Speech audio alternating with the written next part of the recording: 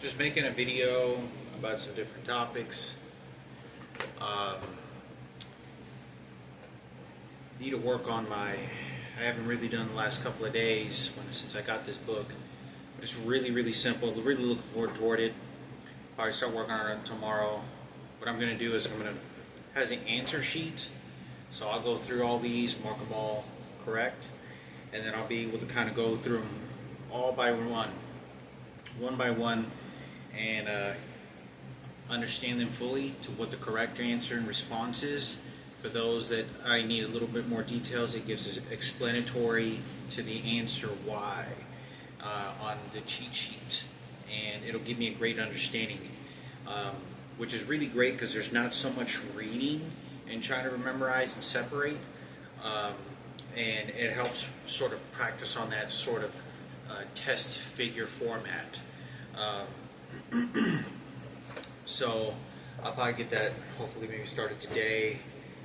I don't have much going on and have a whole lot of stress, but I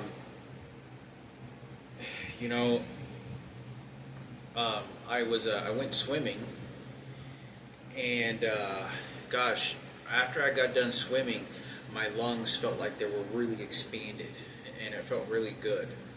I felt like I could normally breathe like I can, and I could tell that I had been smoking, and my lungs hadn't been able to really kind of exercise in a very long time, which is really great because when I go underwater, I can, I'm not the professional, but I had certain sort of exercise figures. I don't think anybody has the right exercise figures, and I never believed that either.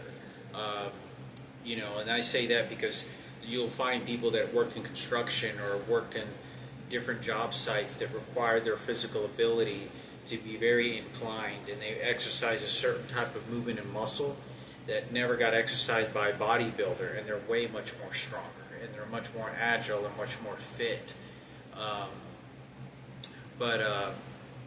Anyway, so I was kind of the first probably numbers of laps, as you can see, I mean, I was like gasping for fucking air, and then afterwards I got some more exercise and I felt pretty good.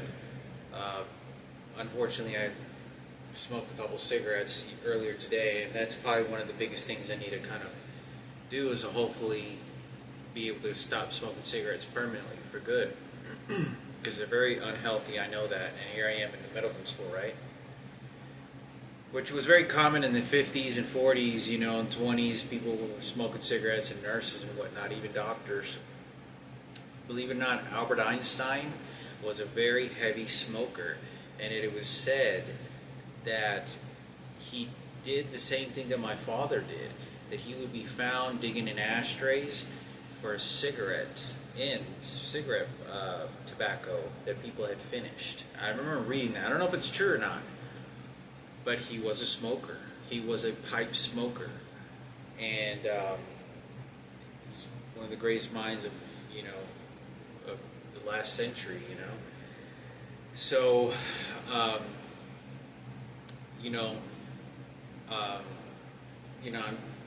been down smoking a lot less than I previously was, but I think about how long I've been smoking, and I used to smoke weed all the time when I was a teenager, and I started when I was about, first time I got high was 13 years old, and I was with my friend Robert Girardi. Oh, I'm sorry. Yeah, that was the first time I knew it was drugs, and I was like, oh, okay, this is what they're smoking, I'm going to try it with my friends.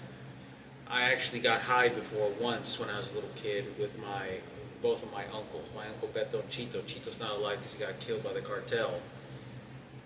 But it was my uncle Chito that had a small joint. He goes, here, hit this real quick. And I took a couple of hits, and I remember I think I was 9 years old, maybe 10. And I didn't know how it made me feel. I was like, well, I feel kind of weird. But they didn't tell me that it was weed, and I didn't know what weed was. Anyway,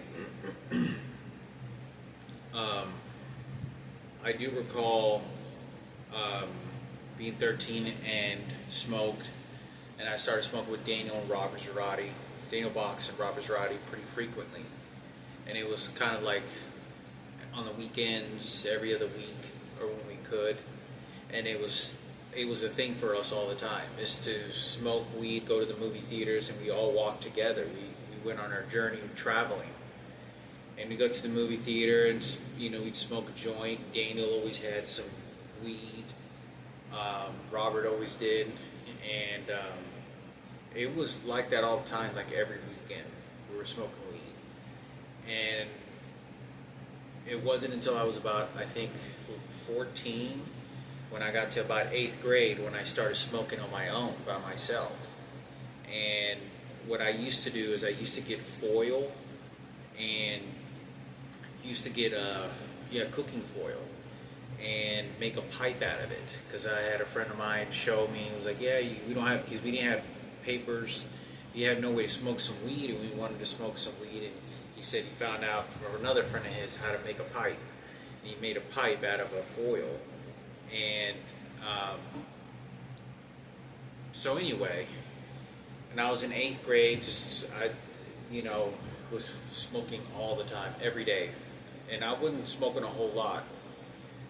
On weekends I would smoke maybe a joint, just enough to get really high, a joint or two, but I would, every morning, I'd say somewhere around, somewhere around Christmas, I'd say November, I started smoking, and I started smoking just enough to get 1 or 2 drags, one or two puffs, and then I would jump on the bus and go to school, so I could just get a buzz. I wouldn't get high, just enough to get a buzz to go to school and just relax. And it was a frequent thing for me. It was normal, and it was the only time where I recognized, well, when you start doing drugs by yourself and going about your business, it's a very different change from just being a social smoker. And so it was kind of like a chill, cool thing, because people would kind of, sorry, I had to pass gas because they keep making me pass gas. It was an influence. People thought it was cool as well, that they saw me smoke high, saw me high. And I'd use Visine to clear out my eyes, and it was just enough puffs. And then on weekends, I would smoke with Richard when I could, and with friends. And then I was about 16, and then I got on probation. I couldn't smoke anymore. There was a period where I couldn't smoke, and and then occasionally I smoked here and there. I think kind of periodically from the age of about 17 to 18, very seldom, because I was on probation and they always gave me drug tests. And then I turned to 18 and I was smoking all the time. Not all the time, but I was kind of smoking, because at that time I was already kind of had to go with my friends. I mean, I had to go to work, and I couldn't be showing up to work all high or smelling like weed. And I had to be there to focus, because at that time I didn't know if I was going to be sleeping on the streets or anything like that. It was really, really hard on me. Really, really hard. And I was about 20 years old, moved into my apartment. Never was picking up smoking cigarettes. I never smoked a cigarette. I didn't like it. Occasionally I did, on seldom, here and there. And then occasionally started picking up cigarettes from the age of about 20 to 23, between my transplants. And it was just, but right before my transplant, picking up cigarettes occasionally, because I didn't like coming and smelling like smoke. I didn't know, because I was always trying to be fit, and I started working out to sort of prevent that from smoking. And then I turned 24, and then I was trying to stay healthy after a transplant, and I picked up my first pack of cigarettes right before I moved out. And I was like, then turned 25, and when I turned 25, and I started working for Advanced Graphics, And I was trying to work out, and I mean, I was so broken. I was getting so much pressure from so many threats, and so many from the police officers and from the employees that wanted to control over me, like they wanted to steal something from me. And the rent pressure of rent, I was picking up cigarettes all the time just to chill. I was so broke. I had no money, nothing. There was no efforts to me to build anything. It was just, at that time, I was just trying to I really was trying to kind of mellow out and eventually start school, figure out how am I going to be able to adapt to a new educational system, which I don't have the leisure. It's very hard to be working full time and go to school. Like, it's extraordinarily hard. And,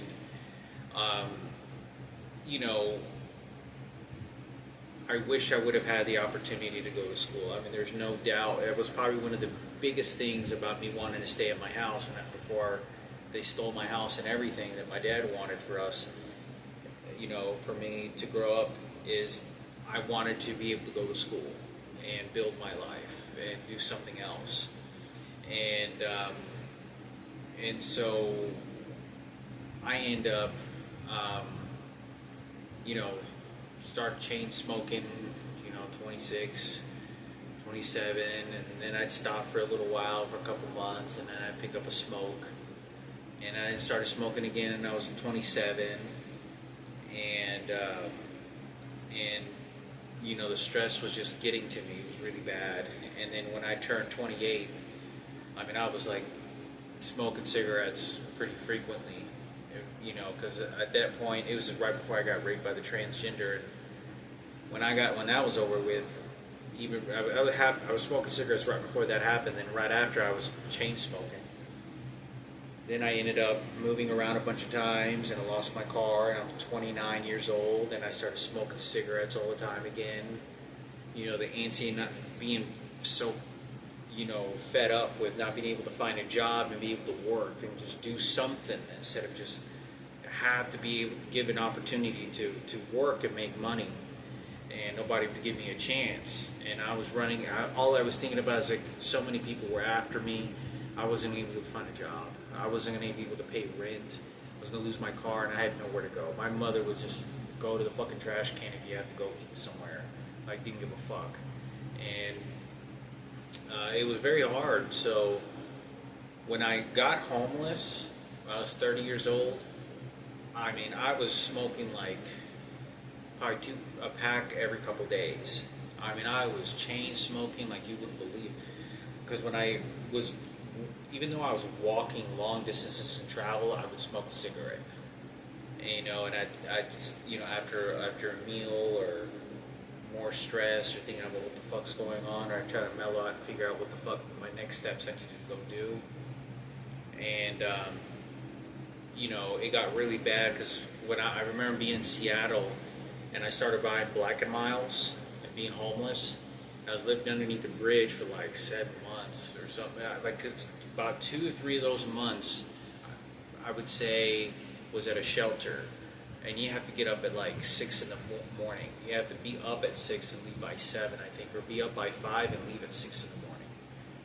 And I'm in downtown Seattle, like downtown, in the middle of everything. Okay, this isn't in a comfort zone homeless. It's harder to be homeless in downtown in a lot of places than it is in the suburbs and sort of other remote areas where there's more peace. And downtown is just, you're looking over your shoulder, you don't know if you're stepping in dog shit or human shit.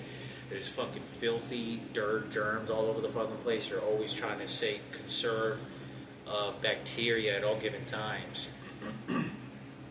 And I was living underneath that bridge, and you're just smoking cigarettes, chain smoking, nothing. Nobody would hire me, and then buying Black and Miles. Just like, man, I was in like a pack every 2 or 3 days, and Black and Miles are like 3 times worse. And you're not even supposed to even inhale them, and I was inhaling them, and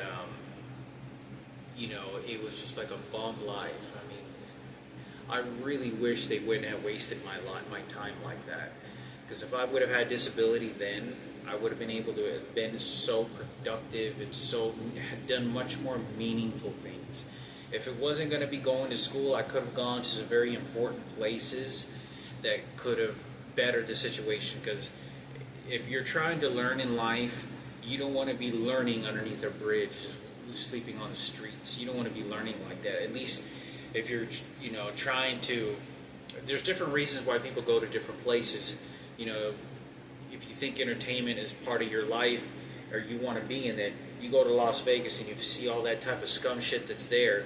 You'd be like, damn, you don't want to be a part of this shit. Having a normal job and having a career of a professional with an actual education degree, is 10 times better than this, because life is too short. And not just too short, the probability of things. It's different for other people, but for me, it was always this transplant that followed me. It didn't follow me, it was just there. The prognosis, that I could develop cancer again. But I really wish they wouldn't have wasted my time like that. That was really bad.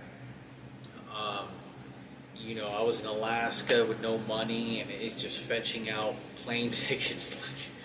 Nobody was assisting me in shit. It was just wasted time. Even when I was living with this guy named Marco, and when I was 29 years old, or I'm 30 years old, and then all of a sudden, I'm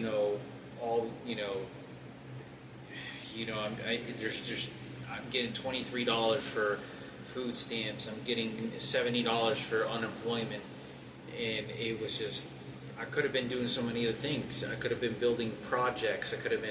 But it was just, I had no resources. It was just like bumming myself for $100 just to get something to eat, wasting time. And I knew that when you get on disability insurance, you have to, when you get on disability, the reason that is because you don't have to build credit when you get disability. You get that because every American, it was the same like that with me, and I understood this. Like when I went to work and I'm 22 years old and I'm 21 years old working 12 hours a day, I understood that the money that's taken out of my paycheck is because it's to help someone that's living out on the streets or needs to be on disability. Like I'm talking a missing arm, a disease, brain dysfunction, something does not allow that person to live a fully functional normal life. And since I have a fully functional normal body, I have to go to work. But I didn't see it so much to direct my emotions and intentions. Like, why do you just got to have a disease and I'm sick and I just don't have to do shit? That was not why. The way I saw it is I play my part as all the Americans in the United States that are supposed to put their tithing. Like you put your money to what the government and the U.S. is orchestrated to help people, whoever it is, and I took it as a token. That's how me giving as well, because if you just focus on, if you pay attention to, I gotta go help this person give free money and they're living with their parents and just they're really not that disabled and getting free money. Well, there's a doctor that checks that. There's a fucking obviously there's going to be a lot of crooked people into that, but that's the way that it was. So they didn't let me be on disability until I was 35, but the mental state that constantly puts you in with no money, it's very difficult. Like if they didn't give me any money, they should have allowed me to work or find a good income paying job. Like a good income paying job instead of just not being able to do very much. At least now, that I can take care of, eat well, and do a lot of other shit. Have a lot of more purposeful things. Living underneath the bridge and streets like that, like for years like that, is just so wasteful. It's so wasteful beyond anything you can imagine. I hear people going to prison and getting, bachelor's degrees and associate's degrees and skill trades and whatnot. But, it was either that or just underneath the bridge. Nobody wanted to help.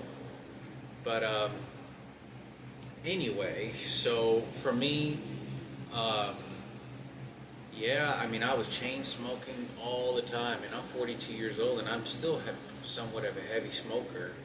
I've been cutting down the last couple of weeks, but that's not enough to say because I was really heavy smoking, And I used to do a lot of I used to love working out tremendously. You know, them injuring my back and making you shit uncontrollably. Physically, you don't want to lift weights anymore. You're like don't have the ability or even want to, because it's so jaded the way. You'd have to understand, if I had a camera, how much control they had. I mean, it was like I could be lifting weights and they just make me shit because they had to do it because it was a psychology thing. And I'd be sitting there thinking about, like, I'm just trying to improve my life, and I couldn't. Instead of I'm like shitting out blood and shit, because these motherfuckers are like, making me shit. I'm like at a restaurant trying to eat my food, and they're making me shit as I'm eating my fucking food. Like I couldn't, it was, I wasn't even allowed to better my life. And then you hold on. You don't just hold on, but you realize that they wasted you, and there's nothing you can do about it. And try not to stay bitter about it when you know they did it on purpose that way.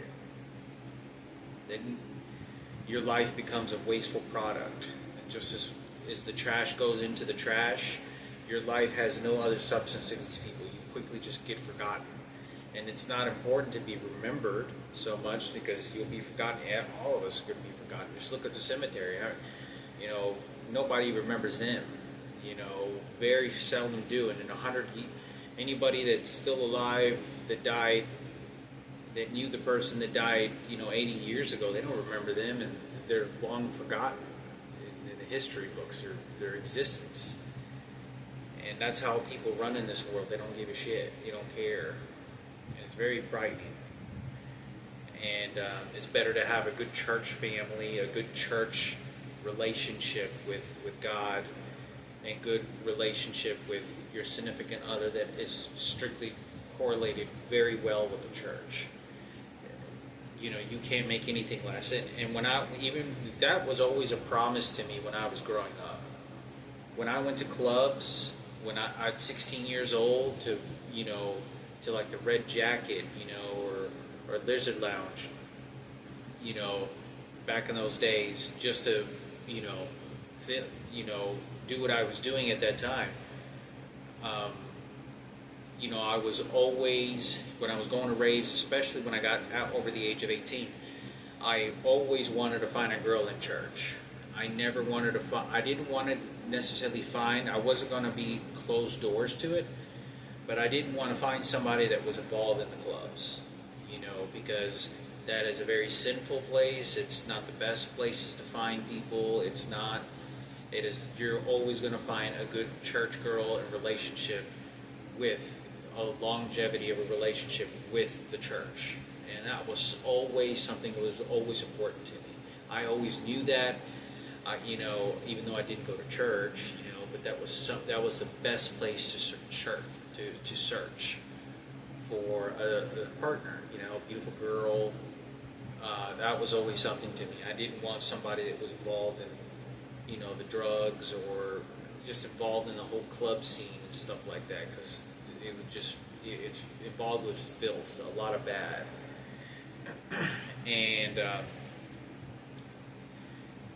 So, but anyway, I thought I'd make a video on this. I felt really good exercising. My lungs, like even this morning before I smoked up some cigarettes, I'm like, even still right now, I can feel my lungs they sort of expanded, where maybe the tar kind of chiseled away a little bit. I'm sure my lungs are black as hell right now, permanently, but it felt like they're, like the rust sort of carkled off a little bit. And it felt pretty good. It felt really good. I was like, damn. I was like, and the chlorine is really good because, you're breathing heavier in the water. So it kind of filters out a lot of those sort of smoke toxins and food toxins that you gather through smells and whatnot that the chlorine kills off, which is really, really great. And it felt refreshing. I feel like I should have, man, I was like, yeah, I wish I would have been able to live close to the large pool like that. So, I don't know, hopefully maybe I'll be able to find another habit to go to the swimming pool. Instead of, maybe I'll find an indoor pool that's available. I know they have some really fancy indoor pools over at SMU, over by the George Washington Library. I think that would be really great. I still needed to go there. I say I was going to go there at some point, so I am, but it'll go out there after my patient care technician. But anyway, yeah, they have a SMU, I think, pool out there. They have another one out there, I think in over in Addison. I think it's near over on Marsh Lane and Beltline near there. They have a big stadium, Olympic pool, which is great for exercising. It would be it's really deep. It's really cool to go underneath water. I just got to figure out how to kind of get really deep and use.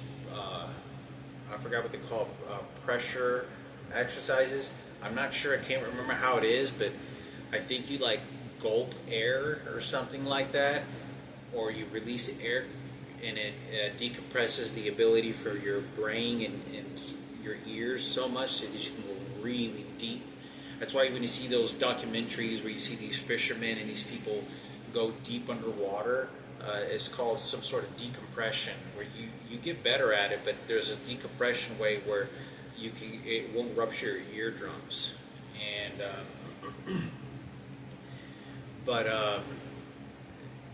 anyway, yeah, I think I'm pretty sure those Olympic-sized pools are probably like 20 feet, at least 12 feet, more than 8 foot. Yeah, I think that would be really great. I may go to the pool probably a couple more times. I know August 22nd, I think, is the last day Rosemead Pool is open. And then they're going to have, was it not just Rosemead Pool, but they're going to have, I think after the 22nd it's closed, but then they have I think it's like a secondary pool opening where it's just Saturday and Sunday until like September 20th or something like that. And it's just on Saturday and Sunday though. And it's just because of the weather, and I'm not sure exactly if they have classes or something, probably during the week or something. But I got to figure all that out because it feels pretty good. I feel sore, which is always great. I feel sore on my shoulders. I feel a little bit right here. Just a tad bit on my chest, and it feels good to be able to kind of get familiar with my body a little bit of exercising. But it's really great, being able to chill in the water, take a good deep breaths, sort of mix up my breathing patterns a little bit, yeah. I was like, damn, I was so gasping for air. I was like, damn, I've been smoking for so long. And my body feels old. My body does not feel, I'm so used to walking long distances for exercise. And people don't have any idea that, I didn't even, when I showed Richard and John Basili and Anthony and little John and Jeremy that I could juggle a soccer ball with, because I played soccer for so long and it was easy and how simple it was for me. They were mind blown, and they were like, "Whoa, you can do!" Like I was some sort of circus act or something, with a weird freak talent. And to me, it was so normal. And they'd known me for 4 or 5 years, and it was like a surprise to them. Like, "Oh, you could do that?" Because it was normal to me. It was like secondhand. It wasn't like I had. You don't get to that point. You don't get unless you start at a very young age. And at a very, very young age, I was training myself to run to school.